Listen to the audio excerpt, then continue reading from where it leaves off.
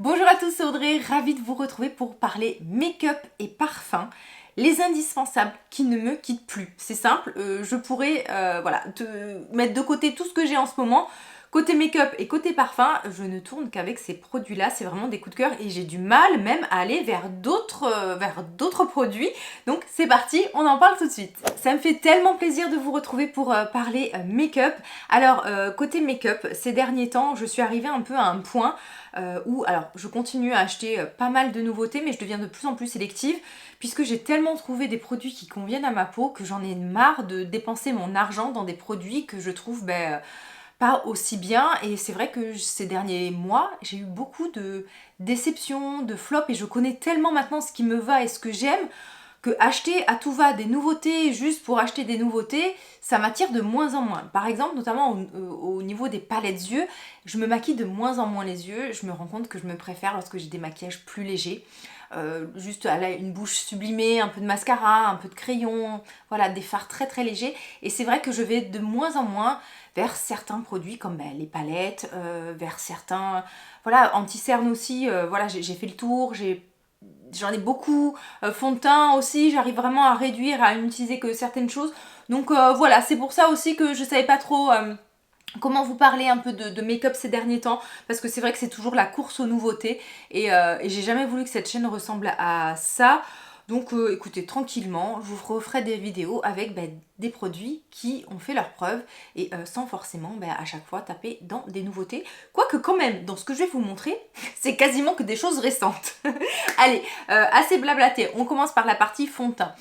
Ma problématique principale, vous le savez, c'est que j'ai une peau grasse, j'ai des anciennes cicatrices d'acné puisque j'ai eu de l'acné sévère, donc je cherche des fonds de teint fins, couvrants, au rendu mat, quasiment imperceptible sur la peau. J'ai vraiment besoin d'avoir de la finesse, mais qui est quand même de la couvrance et de la matité.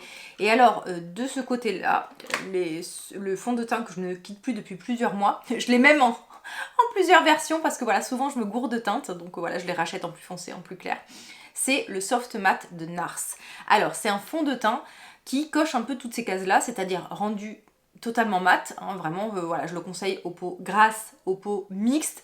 Si vous avez la peau normale, la peau sèche, non, voilà, il va manquer de confort et de luminosité pour vous. Un fini vraiment mat, une très très belle couvrance modulable. C'est un fond de teint qu'il faut travailler assez vite et par zone parce qu'il sèche très très vite, mais il a un côté quasiment imperceptible sur la peau, et des fois ça fait partie des rares fonds de teint où je peux presque me passer de poudre tellement qu'il a un côté matifiant. Donc vraiment, je l'adore. Alors, habituellement, chez NARS, je suis en teinte Punjab, donc médium 1. Et bien pourtant, pour celui-ci, j'ai dû aller dans le médium 2,5 Sahel. Donc voilà, sachez-le, au côté teinte, il teinte plus clair que les autres fonds de teint de la marque NARS. Donc avis peau grasse, testez ce fond de teint, mais il est excellent. Avec ma peau grasse, j'avoue que j'adore tester tout ce qui est poudre libre, puisque je cherche toujours la poudre la plus matifiante, mais en même temps la plus fine, la plus floutante, tout ça. Il y a une poudre qui existe depuis des années, que j'avais dans plusieurs couleurs. Je l'ai en pêche, je l'ai en bronzé, et en fait je n'avais pas une couleur, la couleur transparente, et c'est la poudre libre universelle de Chanel. C'est une poudre en fait qui est à la fois suffisamment légère, floutante, matifiante. En fait, je trouve que, vous voyez, elle a un peu les bénéfices de toutes les poudres, c'est-à-dire de poudre finition avec effet blur, mais en même temps matifiante, fine sur la peau, elle a un bel éclat, et voilà, et c'est celle vraiment que je ne quitte plus ces derniers temps. Et vous pouvez utiliser, si vous avez vraiment une carnation bien plus foncée que moi, la bronzée qui est très très belle, que j'aime beaucoup utiliser même l'été pour réchauffer mon teint. Vous en avez une qui a une teinte beaucoup plus pêche aussi, qui est super jolie pour rehausser les carnations un peu rosées et pêche. Et voilà, après si vous voulez une qui va porter vraiment transparente mais avec un petit côté éclat non blanchissante, celle-ci c'est la numéro 10, et voilà, c'est celle qui ne me quitte plus. Côté anti-cerne, autant j'ai la peau grasse, mais alors j'ai un contour des yeux très très sec, donc j'ai besoin d'avoir des anti-cernes assez onctueux, confortables, hydratants, et celui que je porte quasiment tout le temps ces derniers temps, c'est le Beautiful Skin Radiant Concealer de Charlotte Tilbury. Alors, ce que j'aime, c'est qu'il a très très légères nacre qui renvoient la lumière, mais c'est pas du tout touchy, c'est pas du tout flagrant, c'est pas du tout c'est pas du tout de trop. Je trouve que vraiment il y a juste la bonne dose qui fait qu'en fait on a vraiment ce côté un peu lumineux qui embellit tout de suite le contour des yeux. On a une belle couvrance, on a une texture qui est onctueuse, qui ne déshydrate pas le contour des yeux et il évolue très bien même dans la journée. Donc voilà. Côté blush, j'ai des blushs crème et des blushs poudre. Côté blush crème, les Yumi Skin de Danessa Mydrick qui ont la particularité de contenir de l'Opsa Light, qui est une poudre matifiante. Donc mes teintes préférées, Bellini et Rosenbrush, qui sont, voilà, qui sont sous format crème. Mais vous savez, c'est ce genre de crème presque un peu mat, presque un peu poudrée une fois qu'on les applique. Ce qui est bien, c'est que vous pouvez du coup les appliquer sur du fond de teint, sur une peau poudrée ou pas, et ça matche parfaitement. Certains blushs trop crémeux, ça peut mal se passer lorsque vous avez poudré votre visage. Tandis que ceux-là, vous pouvez faire avant la poudre, après la poudre, ça matche toujours parfaitement. Et ce qui est bien, c'est que vous avez quand même une belle couleur qui est assez intense. Et surtout, c'est que vous avez une très longue tenue, mais vraiment ça ne bouge pas de la journée. Et voilà, et ça ne s'affadit pas. Surtout lorsqu'on a la peau grasse, on a tendance dans la journée, comme si on buvait les couleurs. Là, ça ne bouge pas. Donc aujourd'hui, je porte le Bellini. Côté application, je trouve qu'ils sont faciles à appliquer. Franchement, même si vous n'avez pas l'habitude des blushs crème, je pense que voilà, vous pouvez facilement les prendre en main. Vous pouvez les utiliser avec des pinceaux un peu plus denses. Moi, c'est ce que je vous conseille. Sinon, vous pouvez même les utiliser au doigt sans problème. Et c'est un peu les blushs qui ne me quittent plus. Alors souvent, lorsque je veux de la très longue tenue, je mets en premier ce blush là et ensuite je vais mettre un blush poudre. Et côté blush poudre, je dois dire que j'en ai testé pas mal ces derniers temps, dont les derniers Too Faced, mais qui m'ont presque un peu déçu par rapport à leur prix. Par contre, ceux qui remportent la palme côté qualité-prix, ce sont les nouveaux blushs de Sephora. J'ai 3 couleurs vraiment qui ne me quittent plus. Le 29, la couleur 05 et la couleur 06. Donc la couleur là par exemple 29, on est sur un très joli pêche. Vous avez des rendus plutôt mat, vous avez des rendus légèrement satinés, des rendus scintillants. Je vous conseille vraiment les rendus mat parce qu'ils sont beaucoup plus jolis sur la peau et ils ne sont ni ternes et ils ont une très belle pigmentation et ils se fondent très bien. Les rendus scintillants sont très satinants et ça peut en fait marquer l'apparence des pores et la texture de la peau. Donc en tout cas, voilà, ces trois-là, je les porte tout le temps. Et ce qui est pratique aussi, c'est qu'au niveau du rangement et du packaging, ils sont déjà très fins. Donc ça peut facilement se glisser dans une trousse, dans des tiroirs. Et en plus, vous avez la couleur sur le capuchon qui rappelle en fait la couleur du blush, donc vous n'avez pas besoin d'ouvrir vos boîtes. Donc voilà, c'est très pratique à ranger et aussi très bon rapport qualité-prix. Côté bronzer, j'ai un peu une folie des bronzers crème en ce moment, mais je vais vous parler de celui de la marque Révolution, puisque ça fait un petit bout de temps que je l'utilise et je crois pas que je vous en ai déjà parlé. Et je crois, enfin non, je crois pas, je suis sûre, c'est le seul produit de la marque Révolution Beauty que j'apprécie. Là, c'est la teinte médium et ce que j'aime, c'est qu'en fait, elle est suffisamment neutre et froide pour faire du contouring. Alors, c'est vraiment un bronzer du coup que j'utilise voilà, plus pour creuser que pour apporter bonne mine. Et donc, j'aime bien le mettre notamment au niveau, voilà, pour un peu redessiner et faire du contouring au niveau du front, redessiner l'ovale du visage ou un tout petit peu creuser les joues. Et pareil, donc bon rapport qualité-prix. Mais comme je vous le dis, je crois que c'est le seul produit que j'ai aimé dans cette marque-là. Ah si, il y a eu sinon leur fond de teint irréel, ouais, leur fond de teint irréel qui était pas mal du tout. Mais sinon, tout le reste dans cette marque-là, je suis pas trop fan. Mais par contre, ce bronzer-là, si vous mettez la main dessus, parce que souvent, il est en rupture de stock, et je crois que c'est pour ça que je vous en avais pas parlé avant, je l'avais eu sur Look Fantastic, il était tout le temps en rupture de stock, et ces derniers temps, il est revenu. Côté bronzer crème, cette fois-ci, si je veux un teint un peu plus réchauffé, avec un format stick encore plus fondant et encore plus agréable à l'application que celui de Révolution, vous avez celui de la marque Rare Beauty, le Happy Sol, et en plus c'est très pratique parce que voilà, vous avez un format stick comme ça où vous montez ou vous descendez la matière, c'est très fondant, ça se diffuse super bien, ça se travaille mais ultra facilement. Côté même texture, je le préfère même à celui de Révolution. La teinte, elle est un peu plus, au niveau des teintes, vous avez quand même des teintes un peu plus chaudes et vous pouvez facilement voilà, avoir un effet soit contouring, le Happy Sol elle est assez neutre comme teinte mais neutre chaude on va dire, et vous pouvez sinon avoir vraiment une teinte bronzer et ça tient très bien, c'est pas trop gras, bonne tenue, bonne application. Franchement, le maquillage Rare Beauty a un excellent rapport qualité-prix. Côté crayon longue tenue, surtout si vous avez les yeux qui pleurent, les Aqua Resist de Make Up For Ever sont une référence, une valeur sûre. La teinte Ebony qui est un beau brun et que j'aime beaucoup porter, je trouve que c'est beaucoup plus flatteur. Voilà, c'est ce brun là, c'est vraiment un brun froid et je trouve que c'est beaucoup plus flatteur et moins dur que du noir. Si vous aimez estomper votre trait de crayon, il faut le faire très vite, c'est-à-dire que voilà, faites pas les deux yeux, vous en faites un, vous estompez très vite avec un pinceau et ensuite vous faites l'autre parce qu'en fait une fois qu'il se fixe, après il ne bouge plus et ce que j'aime voilà, c'est qu'il est pas trop fondant et surtout qu'une fois qu'il se fixe, il se fixe très très bien même en muqueuse et il ne bouge plus. Pour les yeux, comme je vous l'ai dit, ça a été très naturel, très neutre ces derniers temps. Je pense que vous me voyez en vidéo, hein, c'est rare que j'ai des maquillages des yeux très chargés, surtout qu'en plus j'ai repris le sport, donc bon, aller au sport, alors déjà que j'y vais maquiller, j'ai toujours le teint maquillé, mais aller au sport avec voilà des dégradés de couleurs sur les yeux, c'est moyen je trouve, même après on fait ce qu'on veut, mais je sais pas, je me sens moins à l'aise désormais en me maquillant trop les yeux. Et par contre, ce que j'ai adoré utiliser ces derniers temps, c'est les palettes de la marque Beauty Wild, les fards de la marque Beauty Wild. Et en fait, la particularité de cette petite entreprise, c'est qu'elle propose des palettes, alors déjà, super beau packaging blanc comme ça, mais en fait, c'est des palettes qui sont 100% customisables, c'est-à-dire qu'ils vous vendent la palette vide et vous allez venir sélectionner les fards que vous souhaitez. Vous avez des fards mat, vous avez des fards satinés, vous avez des rendus lumineux. Vraiment, la qualité est au rendez-vous, excellent rapport qualité-prix, les mats se travaillent très bien, les lumineux sont bien lumineux, c'est pas trop poudreux, franchement, la qualité y est et c'est surtout que ça vous permet d'avoir une palette que vous allez utiliser, parce que chaque fard, vous allez les choisir, parce que souvent, on est d'accord, dans les palettes, il y a toujours 2 ou 3 teintes, on se dit, mais qu'est-ce que je vais faire avec ces teintes-là? Là, non, ça vous permet vraiment d'avoir du coloré, du neutre, du mat, les rendus que vous voulez. Donc moi, voilà, c'est un peu l'harmonie que j'ai choisie, je vous montre. Comme vous pouvez remarquer, c'est plutôt des teintes neutres, il y a un peu de scintillant. La seule un peu fantaisie, voilà, ça va être les rangées de vert et de kaki. Mais sinon, voilà, c'est totalement les teintes que je peux porter au quotidien. Pour les yeux, le mascara qui ne me quitte plus depuis un petit moment, alors il y a toujours mon Talika que je ne lâche pas, le Talika en version waterproof, qui est un mascara allongeant. Attendez, je l'ai juste là, je vois pas pourquoi je vous le montre pas.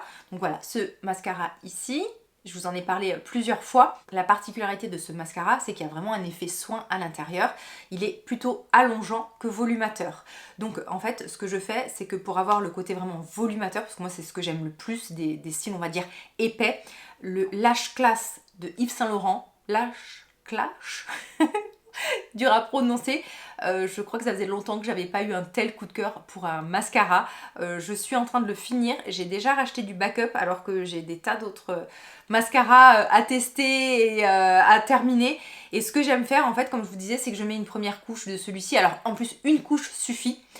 C'est vrai que bon, après je prends soin de mes cils et j'utilise des produits pour les faire pousser. Donc c'est vrai que maintenant je ne mets quasiment plus qu'une seule couche de mascara. Donc déjà, une couche suffit. Vous avez un effet très dense et voilà, presque chargé même, hein. Et juste sur la pointe, pour avoir un effet waterproof et pour éviter qu'en fait que mon mascara ne coule, je vais venir appliquer le Lipocil Talika. Alors en le mettant en deuxième couche comme ça, je perds l'effet soin, mais en fait le fait qu'il y ait une brosse en picot, ça m'aide, voilà, si j'ai fait des petits paquets avec mon mascara d'Yves Saint Laurent, ça m'aide en fait à redessiner mes cils et avoir un effet waterproof. Pour les lèvres, ma problématique c'est que j'ai les lèvres très sèches et en fait je ne peux plus du tout utiliser de fini mat et même voilà, même les finis crémeux finissent par être mat tellement j'ai les lèvres déshydratées, donc je suis obligée de me orienter vers des baumes. Mais pareil, dans les baumes, parfois vous en avez qui ont un rendu un peu épais, pas assez hydratant, pas assez émollient et les combos en fait qui ne me quittent plus. Alors niveau crayon, c'est le crayon longue tenue KVD en teinte Lolita. Ce crayon, une fois qu'il se fixe, il ne bouge plus de la journée, c'est impressionnant. En plus, il est hyper fondant, hyper glissant. Pareil pour les journées gold, j'en ai acheté 2 d'avance parce que je n'utilise quasiment plus que celui-ci. Et côté baume à lèvres, mes number one, parmi tous les baumes à lèvres, mais vraiment si vous aimez ce format, et si vous mettez la main dessus, parce que des fois ils sont en édition limitée, les Glow Play, j'allais dire blush, non, les Glow Play lèvres, lip, de MAC, parce qu'en fait, ils ont vraiment ce côté glossy, émollient, fin, brillant, et c'est les plus beaux sur les lèvres avec vraiment un côté hyper hydratant. Vous n'avez pas l'impression, certains baumes à lèvres, vous les mettez sur les lèvres, vous avez un peu d'épaisseur et vous sentez que votre lèvre, elle n'est pas encore nourrie comme il faut. Là, dès le premier passage, vous avez un côté qui adoucit les lèvres immédiatement. C'est fin, c'est un peu transparent et vous avez vraiment un rendu glossy sans avoir d'épaisseur. Et là, aujourd'hui, celui que je porte, Alors j'ai mis un beau crayon rouge avant, le crayon Cherry de MAC, et je porte un rouge que je vous mettrai, je sais pas s'il se fait encore, mais voilà, si vous mettez la main, je sais que là ils les ont sortis pour la Saint-Valentin, et le rouge que je porte, je sais plus comment il s'appelle, je crois que c'est Rouge Awakening, enfin bref, je vous mets la référence, et vous avez ce rendu un peu glossy, que j'ai rendu mat grâce au crayon, enfin mat opaque avec le crayon, mais sinon là les derniers, là c'est la teinte Bouncing Bloom. C'est super joli, voilà, c'est le neutre de tous les jours, c'est le brillant hyper facile à porter, c'est hyper confortable, ça vous fait vraiment un vrai effet baume et soin. On passe à la partie parfum, ça faisait tellement longtemps que vous n'avez pas parlé de parfum. Alors, le parfum, on va dire tous les jours, facile à porter, fruité, frais, pas prise de tête, pas envahissant. C'est chez Cacharel, le nouveau Yes I Am Bloom, qui est une version assez...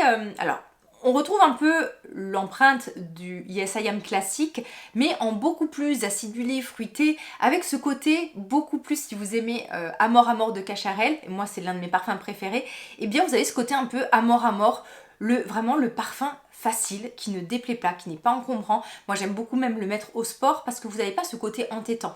Vous avez ce côté fruité mais sans être trop sucré. Franchement c'est super bien fait. Alors c'est sûr le parfum voilà, qui est hyper charismatique, hyper profond, mais je trouve qu'il est très facilement portable. S'il fait chaud ça passe très très bien. Si vous devez faire du sport pour tous les jours, pour la maison, et aussi c'est un parfum avec lequel j'ai énormément de compliments parce qu'il a ce côté fruit rouge qui plaît énormément, un côté fruité mais sans être un peu acidulé et sans être trop sucré.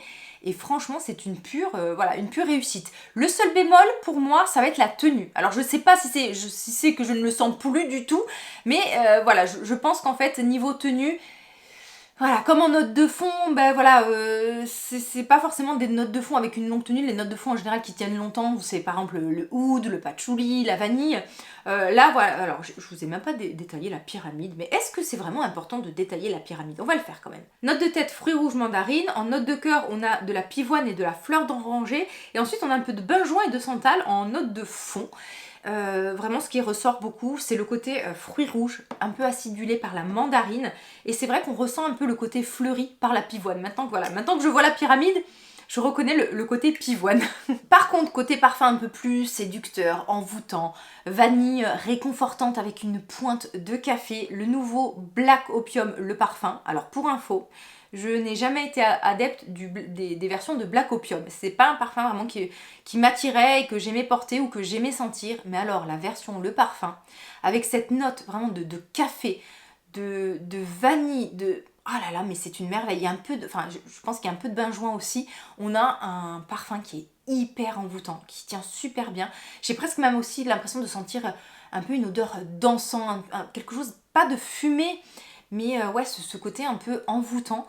La vanille, moi je trouve qu'elle ressort très bien sans être trop sucrée. C'est un peu une vanille un peu mixte, vous savez, un peu sauvage.